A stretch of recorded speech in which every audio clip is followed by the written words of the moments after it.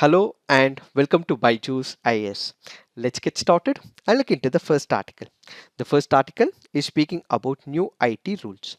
There are about two articles in the Hindu today. Let's take it as one single issue.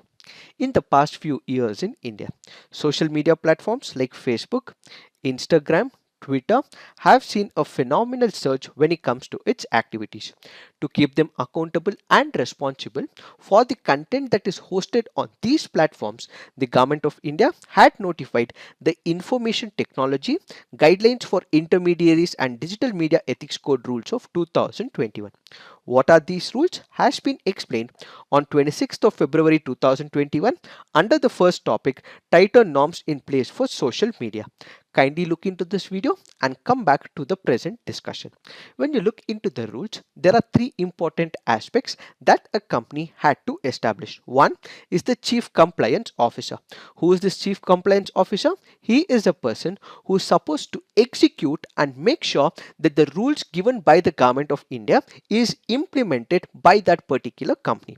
It might be Facebook, it might be Instagram. So the rules that are given by the government has to be implemented. So one of the officers who will check it is the Chief Compliance Officer in that organization.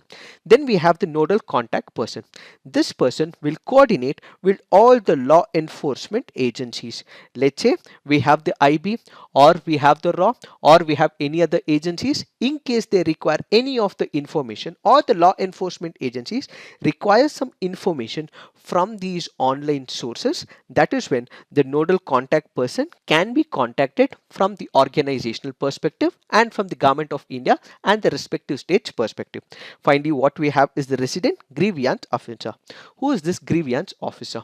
If there is a person who's faced some grievance on the online platform, it can be an abuse or it can be a sexual threat. So this person who's seen it will obviously contact that particular platform. So the platform will have to dig deep into this information and ultimately address the grievance. These are some of the rules as given under the rules of 2021. So the Government of India released these rules in the month of February. And as it released these rules in the month of February, it told these platforms that these rules will be implemented and executed and enforced immediately. But there is a small catch here. There are two types of platforms. One is a small platform, the other is a large platform. These are also called as significant social media providers. When it comes to the small platforms, the number of users or the subscription based to this platform might be comparatively less. For them, all these rules were to be implemented immediately. But there are few large firms as well. These are also called as significant social media providers. For them, the Government of India had given a timeline of about 3 months.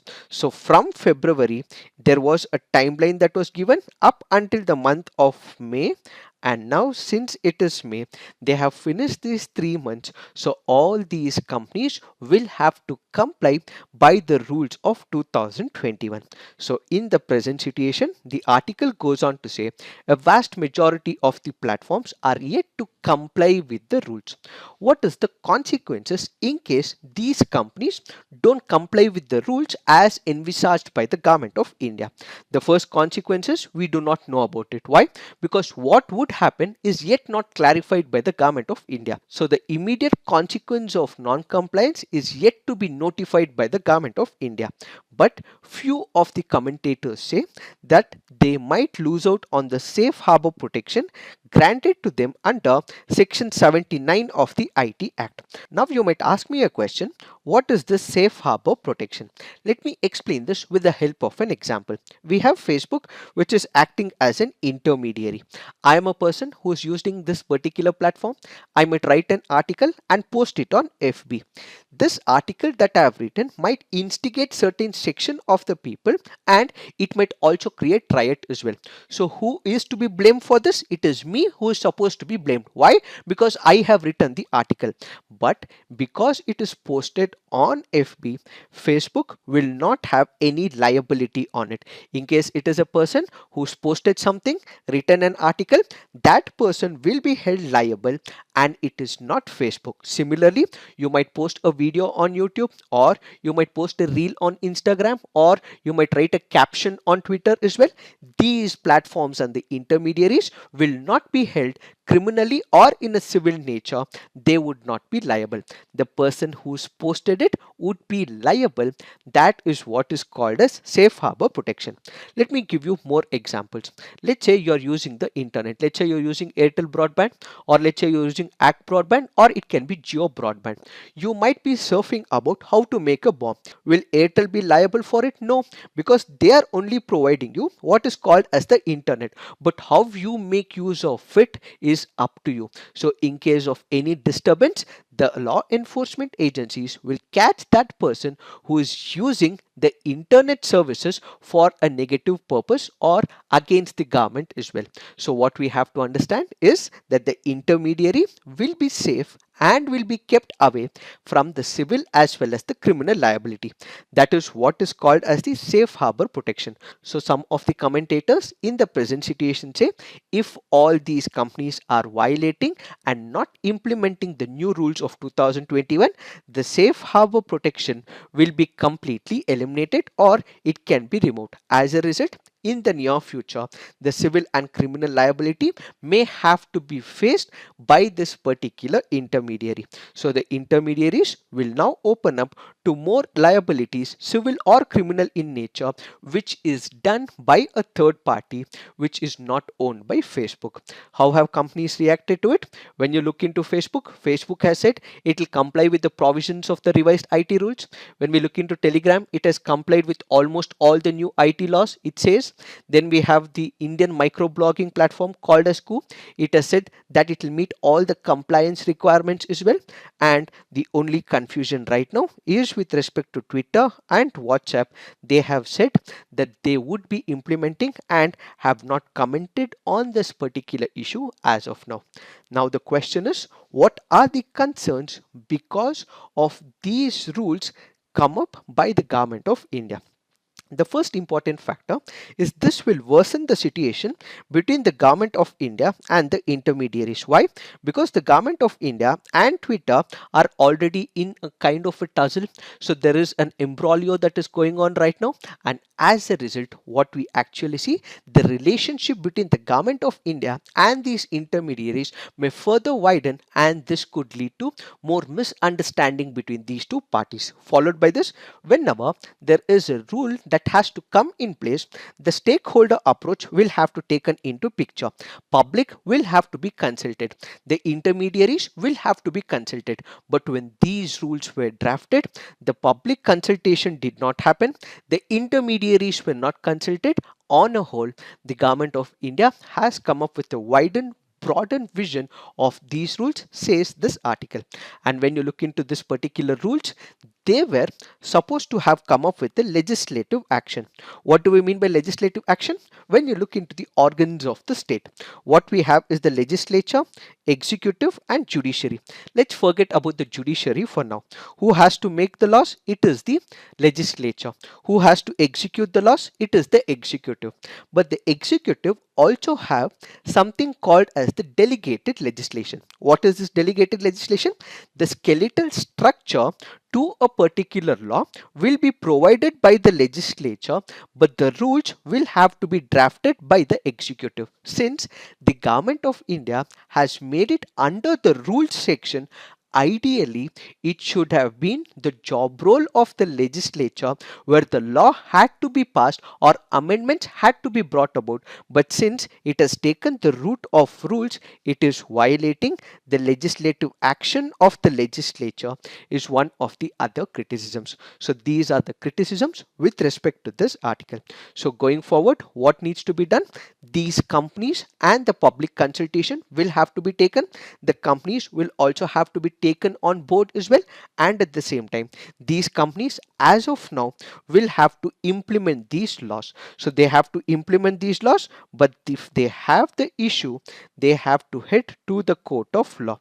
Since this is a sovereign body which has drafted these laws, it is the government of India, the companies will have to comply by the laws and rules of the country, and if they have any discrepancy, they should be going to the court of law. And at the same time, since these are the rules which are expanded, which has a widened scope, the companies will have to read it, they have to implement it. So the government of India will have to give more time to these companies, as they can discuss more and more with the government, and ultimately they come up with a consensus, is what is this article all about. So basically we have to bring up the consensus between the government of India and the IT company. More time will have to be given to them, and in case they are not happy with it, they should be going to the court of law, is what is this article all about. Now let's look into the next article. This article here speaks about the online classes. Last year, in the month of March, what we witnessed is lockdowns in India. Why? To bring an end to the COVID 19, to prevent the transmission of COVID 19. One sector which was impacted was the education sector. When you look into the education sector, earlier we had the physical classes where students used to go to the classes and they were physically present. This was initially looked into the digital sector. What is this digital sector? Classes were conducted on digital platforms. There was use of Zoom application, there was use of Cisco WebEx, and there were multiple other applications as well. So the article here primarily discusses that we moved from the physical classes to the digital classes, but then justice was not served to the education and the students via the digital mode, is what is this article all about. Let us try and understand what are the various concerns voiced under this article. We have the government of India and we also have the government of respective states as well, which ask the universities in India to move from the physical to the digital platform. As per the rules and as per the regulations mandated by these governments, yes, these universities and the colleges did go on to the digital platform. But where is the major problem? The major problem is that the government of India or the respective governments did not infuse much when it comes to the budget. Ideally, when it comes to the education sector, more money should have been pumped in so that infrastructural development with respect to the digital data transmission is put in place.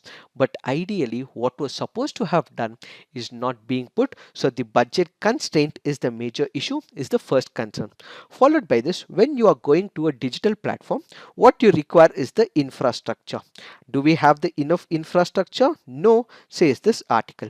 When you look at the central universities, let's say the IITs or the IIMs, they have ensured that there is digital infrastructure that is present. They made sure that they launched their video channels, and at the same time they uploaded the e-content on the websites as well. So what you have is, on one side, these central universities were able to break the existing gap when it comes to the physical as well as the digital infrastructure. But when you look at the state universities, they were already crunched on funds and they did not have the establishment of these video channels, or they were not able to host the content on the website, which is where the author says that ideally what we required was the infrastructure to move from the physical to the digital space, but because not enough funding was given, again the problem lies when it comes to the infrastructure. Why infrastructure? What we require is the digital platforms, what we require is the website to host the content. This was not being accessed by the students because they did not have one such platform to host these services. Followed by this, what we had is an issue with respect to the vacancy as well. When you consider the pre-lockdown period, there were already existence of number of seats or the vacancies when it comes to that college for the professors as well as the teachers. But when we entered into the mode of digital mode, again what we faced was the vacancies, and the teachers were not ready to take up the responsibility on the digital platform. They were so acclimatized and used to the environment in the physical setup that they were not happy, they were not ready to take it on the digital platform. Added to this is the use of the infrastructure. They did not know how to handle the IT technology. In the physical classes, all that they required is a piece of board, the chalk piece or the marker. But when it comes to the physical mode, what they require is the digital IT tools. Few of them did not know how to access these tools as well, which is where one, we have the vacancy issue where there were not enough number of teachers, and the second is in reference to the IT tools which they did not know how to use. And finally, what we required is the study material as well. When it comes to the physical services or the physical classrooms, they could have gone with the study material.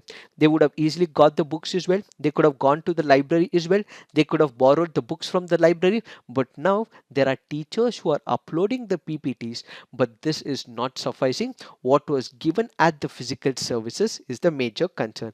As a result, they are not able to explore the provisions, which means the major problem lies in the digital mode.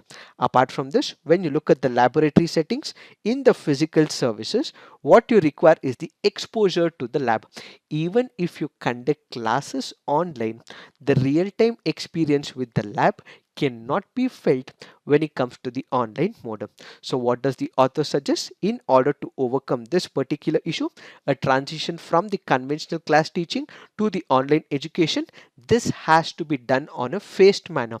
It should not be done abruptly. It should not be done unanimously by the central government and the state government, but this has to be taken on a phased manner.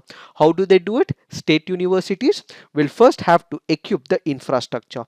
As of now, they do not have the relevant infrastructure for the digital mode transmission. So the government of India and respective states will have to pump in more money. They have to infuse more money. They have to push more money into the education sector. And as a result, the budget increase will have a commensurate increase on the infrastructure. And ultimately, what we will see is bridging of gap between the physical classes as well as the digital classes.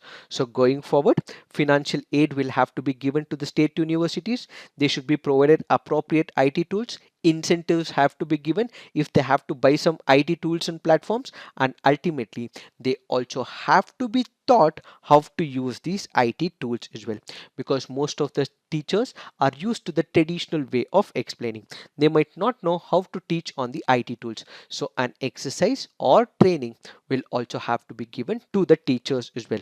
So going forward, when such a drastic decision is being taken by the central government or the state government with respect to the universities asking the teachers from the physical to the digital, what we require is the academic stakeholder approach. They have to be taken into confidence. They should be spoken about it, and ultimately this should have a phased approach and not an abrupt approach of implementation, says this article. It is this that we have to understand in reference to this article. Now let's look into the next article. This article says slowing the pace of India's mucormycosis threat. We have discussed about this article couple of times in the past as well. But what are we going to discuss today? The first point that we are going to discuss is why there is prevalence of mucormycosis, why is there a shortfall when it comes to the medicines, and what needs to be done going forward. Mucormycosis happens to be a fungal disease, and from the preliminary examination point of view, do remember, it is not going to be transmitted from one individual to another. When you speak about COVID, it is transmitting from one person to another, but mucormycosis will not get transmitted from one individual to another. Why is there a spike of mucormycosis? What is the major issue? When you look at COVID-19, what people are being administered is the steroids. When steroids are being administered to prevent the cytokine storm, there might be few people who might lose the immunity as well. Because they would have lost the immunity, and because there are steroids that are administered, there is spike in the sugar levels. These spike in the sugar levels and loss of immunity with respect to that particular person is what is called as mucormycosis. So basically, apart from the rise in the blood sugar levels, there can also be treatment that a person is going through with respect to the cancer, or chemotherapy can be given to a particular person who is suffering from cancer, or there might be other stem cell transplantation as well. In all these cases, the person who's gone through it might have faced issues. As a result, what we are witnessing is a spike when it comes to mucormycosis. When it comes to this particular infection, what is the medicines that a person will be given? The gold standard drug that is given to this particular person suffering from mucormycosis happens to be liposomal amphotericin B. This is exorbitantly priced, but we have to remember that if a person is suffering from it, the first medicine that is administered is liposomal amphotericin. This is being administered to a person for about 4 to 6 weeks, and after it is being administered, a patient is closely watched as well, and during this particular period about 90 to 120 injections will also be given to that particular person. So this may cost exorbitant, as I initially told you, and it may cost around 5 to 8 lakhs or even more than that as well. If that is not available, what we have is amphotericin B deoxycholate. It is an injection, but the problem with the second mode of this injection is it can also have side effects as well. What are these side effects? This may give rise to what is called as the kidney problem. So the major problem why this is not administered at the first level is because of the kidney problem, which is a possible side effect of this infection. Followed by this, the third option is what is called as isavuconazole, and finally, if that is not available, what we have is posaconazole. All these are administered to a particular person suffering from this particular fungus infection. Now what we have to discuss is why is there a shortfall when it comes to this particular medicine. Primarily, that is because of the production volumes. No one expected that all of a sudden that people would get infected by this particular fungus, so there was very limited production, and because the volumes that were produced by these industries were comparatively less, that has become a major problem for the shortfall. There was no demand, but all of a sudden there was excessive demand for this particular medicine. Followed by this, when we have to manufacture or produce a particular medicine, what we require is the active pharmaceutical ingredient. In this particular medicine of liposomal amphotericin, the active pharmaceutical ingredient happens to be amphotericin B. This needs to be imported as well, and it usually takes a long time as well. Since the API is currently not present, it is leading to the problem of productivity issue. Followed by this, we also require the synthetic lipids for its production as well. Again, the problem is we do not have enough reserves of synthetic lipids as well. Even if we have all these APIs and the reserves, the problem is again it will take a lot of time for the drug to be manufactured. It nearly takes about 21 days, and ultimately this will also have to be tested for the purity. It has to go through the sterility test as well, which ultimately means it will at least take 21 days for the entire process to complete, which is why as of now what we see is a drop when it comes to its availability. So what is the way forward? The way forward is that whenever a particular person is being administered the steroid, this has to be supervised by the healthcare worker. Only if they sense that there is a storm in the body, that is when it has to be administered. And going forward, we have number of ASHA workers in India. They have to be given information about it so that they bring an awareness about the mucormycosis to the people in their region, so that these people can be educated, and ultimately if there are any symptoms, the same is reported to the healthcare workers as well as to the government of India. It is this that we have to understand in reference to this article. Now let's look into the next article. This article says vaccination is our only weapon. The article here is speaking about various constraints and concerns with respect to the vaccination drive in India and what are the measures that have to be taken by the government of India. First up, there are number of infections and diseases that have been haunting the human community, but we have continued to live with these diseases. Similarly, the SARS-CoV-2 is supposed to be the one which is haunting the global community, but this is here to stay, and as a result, it is the community which has to make sure that people are vaccinated. The government has to ensure that as many people are vaccinated, and ultimately what we have is herd immunity in the community. So the first important factor that we have to consider is that vaccination is the key in order to bring herd immunity in the country people.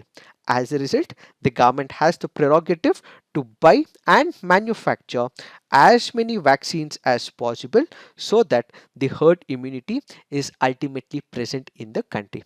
But there are two important challenges the article speaks about. One is that this particular virus as of now is mutating. Since it is muting, it is bringing about a change in its structure. What the companies will also have to do is to periodically update the vaccine structure as well. One such example is happening in Seychelles. It is said that almost 60% of the country was vaccinated as well in Seychelles, which is an island country. But unfortunately, because there is a virus mutation which is taking place, the existing vaccines is not becoming applicable. As a result, the major challenge right now is not only about the vaccines, but it is also about bringing changes in the vaccine structure periodically as well. That happens to be the first major challenge. Followed by this, it is not just about the productivity of a particular vaccine manufacturer. What is the productivity? Let's say there is a manufacturer who is able to give out these vaccines on a periodic basis. So it is not about the numbers alone, it is about the quality as well. So it is not only about the quantity, but it is also about the efficiency as well. So quantity alone will not matter, but it is the efficiency and quality that matters. And as a result, the government of India or the respective governments in multiple other countries will also have to keep a check with respect to the manufacturers as well. So on one side, what we require is a periodic upgradation of the vaccines so that it is able to meet the mutant structure. On the other side, it is not only about the quantity of the vaccines released by the manufacturer, but what we require is the quality is the second major challenge. All this will have to ensure that the existing vaccine divide is completely eliminated. If you look into this data that is given in the article, it speaks about those countries like United States of America or United Kingdom, or let's say for example Israel. These are the countries which already have vaccinated maximum number of people. But when it comes to the developing countries, what we are witnessing is a vaccine divide. Added to this, within the same country, once again, there is urban and rural divide. Within the same country, once again, people might know how to access a particular IT tool. Let's say it is Covaxin. So within a country, there is urban and rural divide. There is IT access divide as well. So what we are witnessing is vaccine divide in the global community as well as within a country as well. So the government of India will also have to address the vaccine divide, that which is existing in a particular country. So this might further exacerbate the healthcare inequality in the country, and as a result, the digital divide has to be completely broken. So the government of India needs to watch out that there will be more mutants that will be present. So they have to re-engineer the process every now and then. It is not only about the quantity. So the government will have to ensure that there is quality of the vaccines as well. A check of this and accountability of the company will have to take into picture. And going forward, we have to give, update, re-engineer booster vaccines as the virus is here to stay, says the author. So going forward, vaccination on the war footing should happen. We have to mobilize the forces, successfully implement this particular program, and the central government should be the major stakeholder. It has to speak to the international manufacturers. It has to be a single party which will enter into the contract, because if it is the state government which is entering, what we will have is competition from the state governments, and ultimately the cost of prices will increase as well, and ultimately the problems of logistics will also picture in. So the going forward, the central government should be the major stakeholder. They should speak to the international markets and ultimately bring it to India and distribute to the state governments as well. So the state governments on a competition mode should not speak, but instead it is the central government which has to speak to the manufacturers, is what is this article all about. So this article says that India has to be protected, and that can be done by vaccination and by herd immunity, and that is when India can be protected, says this article. It is this that we have to understand in reference to this article. Now let's look into the next article. This article says panel to define offences of speech and expression. The Ministry of Home Affairs in the year 2020 had set up a national level committee. For what? They wanted to make sure that they bring massive changes when it comes to the criminal laws in India. Why? Because as of now, when you look into the criminal laws in India, the Indian Code or the Indian Evidence Act have been imported, or this has a colonial imprint. In order to make sure that the current circumstances have changed, what we have is new rules and regulations. The government of India had appointed one of the panels to bring massive reforms in the criminal infrastructure. One is in reference to the Indian Penal Code, the other is in reference to the Criminal Procedure Code, the third is in reference to the Evidence Act. So this particular panel, which is currently looked into all these sections of the criminal law, is planning to come up with changes and introduce a separate section. One is in reference to the hate speeches. So this particular group will give recommendation and say what should be the definition of the hate speech. As of now, we do not know anything about it. Once this particular committee releases, we will have an elaborate discussion once again. As of now, you have to only understand that the government of India had appointed a committee. It wanted to understand and bring changes in the criminal law. It wanted to understand how arrest, bail and investigation multiple trial process is conducted. Can we bring new changes in the criminal structure? Now let's look into the next article. This article here is speaking about Sileru River. It can be very important from your preliminary examination point of view. So kindly remember, this Sileru River happens to be a tributary of Sabari River. So kindly remember, this is a tributary of Sabari River, and this Sabari River itself is a tributary of Godavari. So this can be a prospective question in your preliminary examination. It originates in Andhra Pradesh and it flows through the state of Odisha as well. So it primarily flows through Andhra Pradesh and Odisha and ultimately merges with the Shabari River. The river is used both for the hydropower electric generation and also for the irrigation purposes. It is this that we have to understand in reference to the Sileru River. Now let's look into the mains practice question. Write a note on the new information technology, intermediary guidelines and digital media ethics code rules of 2021. Examine the possible consequences with the non-compliance. Next question. COVID-19 is an opportunity to bridge the digital gap and reform the education system in India. Discuss. So please write all your answers on the comment section. Peer review, give positive feedback to your friends' answers. So this is it for today. Thank you for watching. All the best.